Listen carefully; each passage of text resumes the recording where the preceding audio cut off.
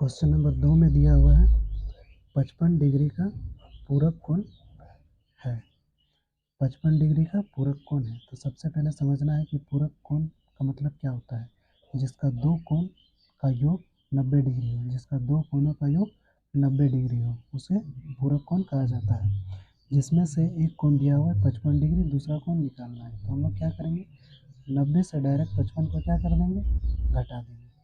तो 90 में से 55 को घटा देंगे तो कितना आ जाएगा, 35 डिग्री। ऑप्शन देखेंगे, पहला ऑप्शन में दिया है 25 डिग्री, दूसरा ऑप्शन में दिया है 35 डिग्री, यानी कि दूसरा ऑप्शन सही हो गया।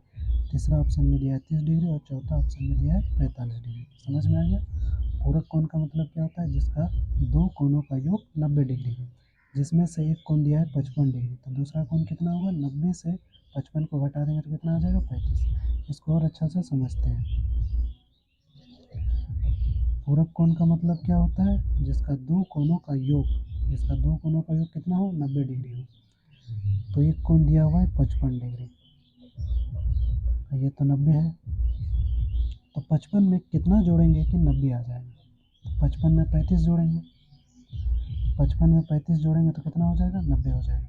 तो देखो 55 और 35 को जोड़े, यानी कि दो कोणों का योग कितना हो गया, 90 डिग्री हो गया। तो 55 का पूरक कोण क्या है, 35, क्योंकि 55 में 35 जोड़ेंगे तभी 90 आएगा। समझ में आ गया। पूरक कोण का मतलब क्या होता है, जिसका दो कोणों का योग, जिसमें दो कोणों का योग कितना आना चाहिए, 90 डिग्री हो।